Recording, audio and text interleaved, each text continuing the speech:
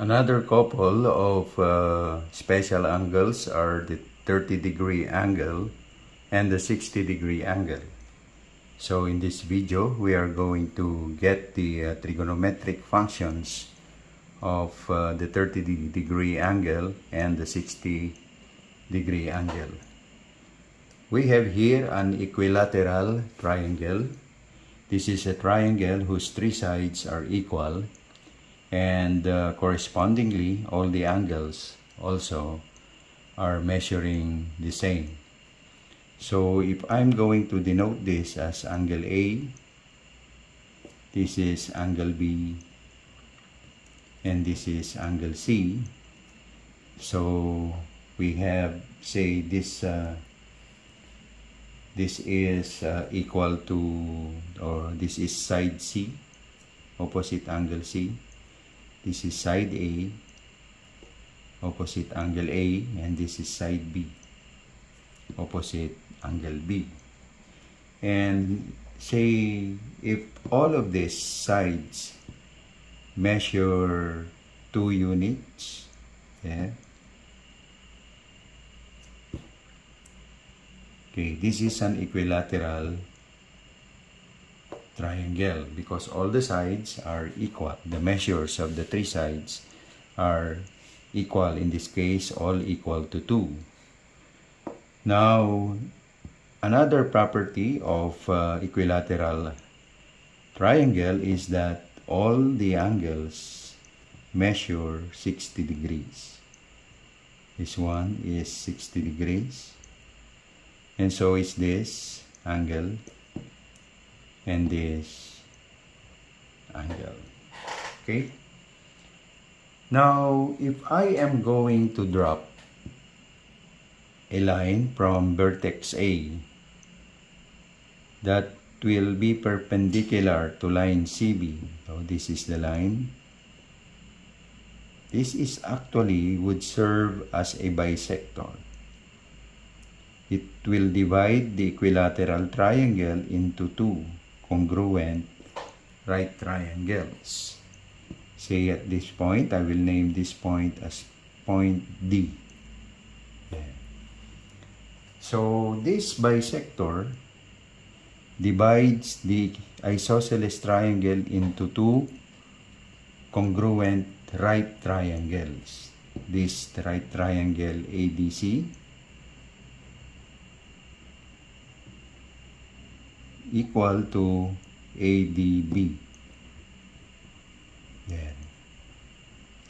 And this angle, angle A, is also being divided into 2 equal angles. This one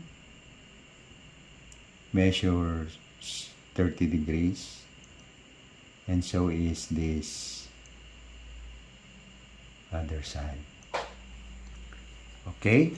So that if I am going to consider this right triangle ABC, I will be having this figure. So let me just use this ruler. There.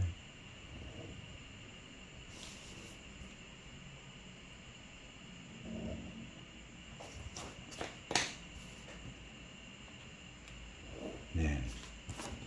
So this is now point C, this is D, and this is A. This one measures 60 degrees. This one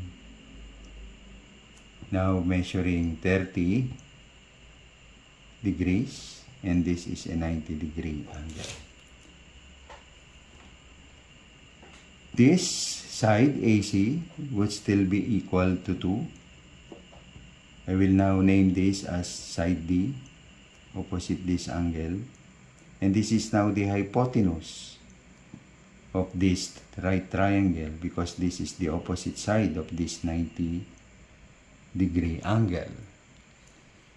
So, this side, DC, is now equal to 1. This is now represented by letter A. Why 1? Because from this point to this point, the measure is 2. I'll now call this A prime, no? This is, this line measures 2 units since this is being dissected or bisected by this bisector into 2 equal sides or equal lines. This is now 1 unit. This is also 1 unit. So this A prime is now equal to 1. Now to be able to get C prime, this side, we need to use Pythagorean theorem. So again, by Pythagorean theorem, here,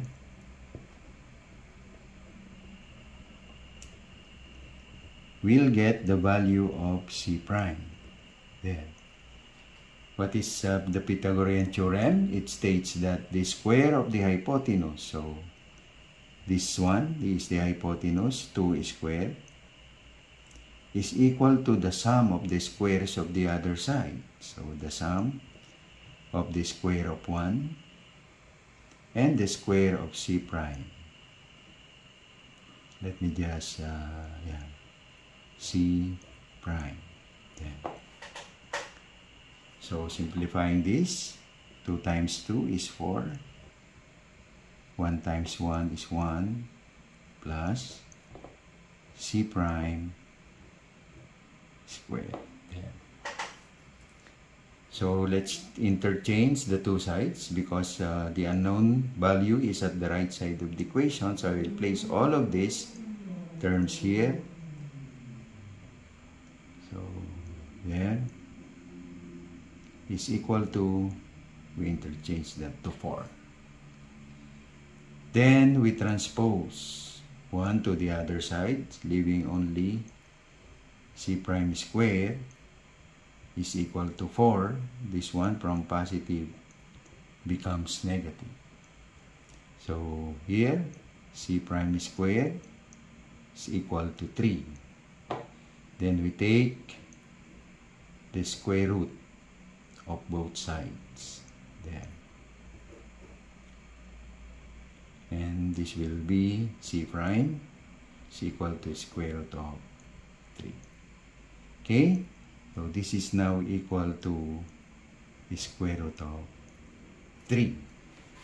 Now, all the sides are already known. We are ready to get the trigonometric functions of this angle. So let's start with the 30-degree angle. Okay, we will now train our sides here. Okay, again, do not forget the SOHCAHTOA mnemonics. As always, this is very helpful. Okay, let's get the sign of 30. Sine S, opposite over hypotenuse. What is the opposite side of 30-degree angle? It is equal to 1. What is the hypotenuse? Equal to 2.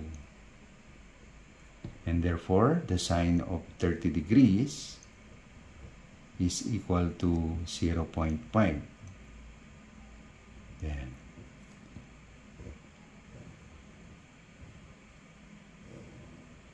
one divided by 2, 0.5. Next is cosine of 30 degrees. Cosine is adjacent over hypotenuse. So the adjacent side is square root of 3 over the hypotenuse, which is equal to 2. So let's use our calculator. Okay, what is the square root of 3? Square root of 3 is equal to 1.732. There, divided by 2. So cosine of 30 degrees,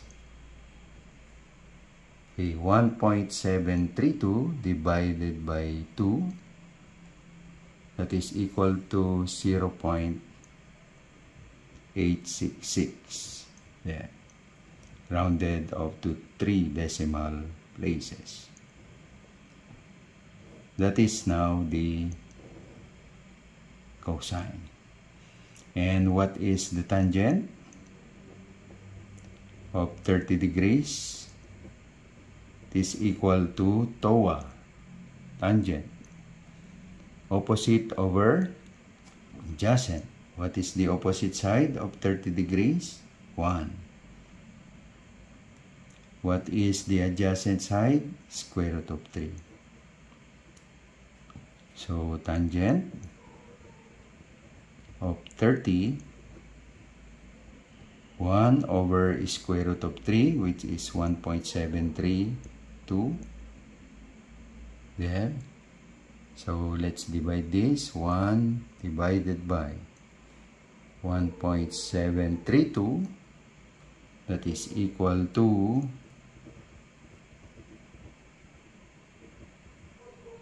0.577. This is the tangent of 30 degrees.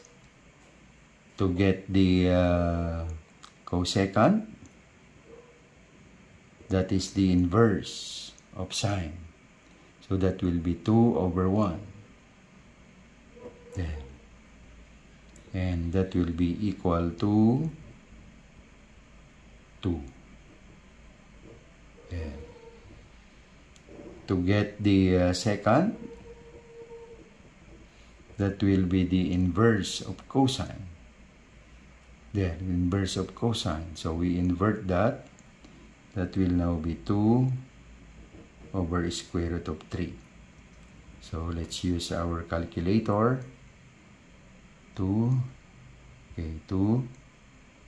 divided by square root of 3 equals, what is square root of 3? 1.732. Okay, let's do that mathematically.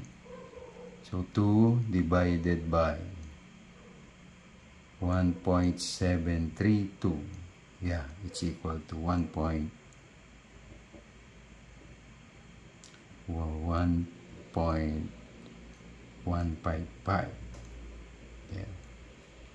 So these are, sorry, this should be 30 degrees.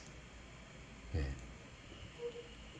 So these are the functions of 30-degree angle. And next, the functions of 60 degrees. By considering the same triangle, a right triangle, let's start with its sine. Sine of 60 must be the opposite side of 60 over hypotenuse. This is the 60-degree angle. The opposite side is square root of 3. And what is the hypotenuse? It is 2. So sine of 60 is equal to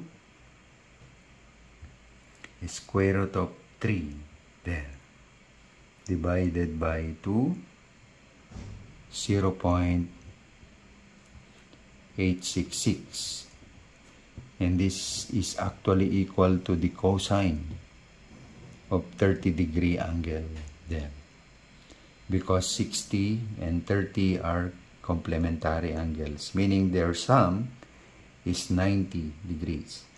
So the sine of one angle is equal to the cosine of the other angle. Let's see if the cosine of 60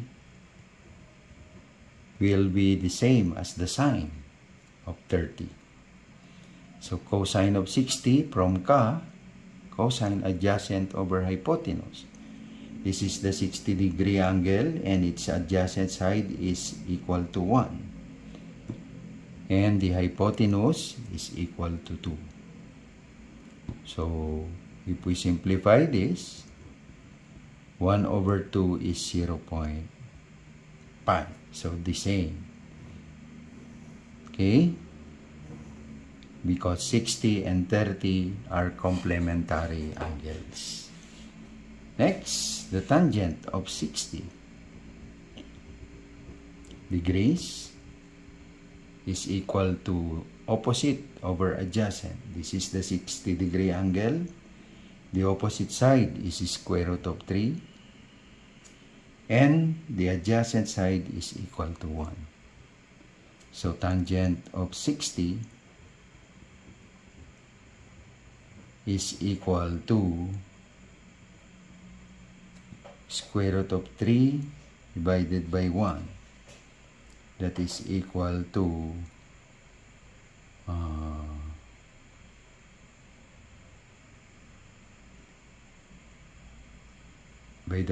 that is equal to, what is the square root of 3? 1.732.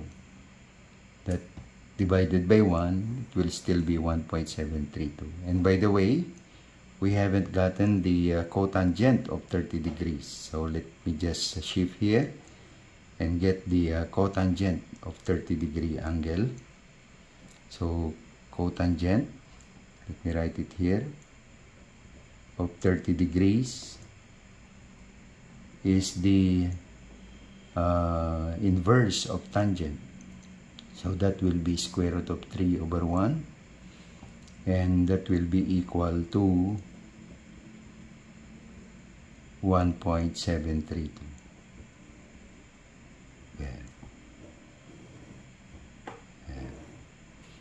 Okay, let's go back to the 60-degree angle. Let's try to get the cosecant of 60. That is equal to the inverse of sine.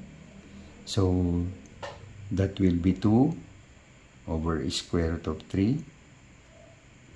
And this is actually the 2 over square root of 3.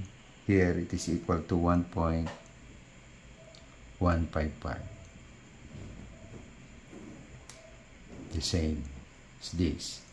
And the second of 60 is the inverse of the cosine. That will be 2 over 1. Here, the cosine of 60. And that is equal to 2. Okay, the complement of the cosecant of 30. And lastly, the cotangent of 60 is the inverse of each tangent. So 1 over square root of 3. And that will be 1 over square root of 3 here. That is equal to 0.577. Okay, so these are the trigonometric functions of 30 degrees. These are the trigonometric functions of 60 degrees. What you notice here is that these two are complementary angles, meaning their sum is equal to 90 degrees. So the sine of 30 is the same as the cosine of 60. There. The cosine of 30 is the same as the sine of 60. The cotangent of 30 is the same as the tangent of 60. The tangent of 30 is the same as the cotangent of 60. The cosecant of 30 is the same as the secant of 60. And the secant of 30 is the same as the cosecant of 60. Okay, so I hope by practicing this, you will be able to familiarize yourselves with these different functions of these special angles, 30 degrees and 60 degrees. Because later on in the more advanced studies in trigonometry, you will be using, or this knowledge will be a good tool in being able to understand those future lessons. So again, thank you for watching and have a good day. God bless.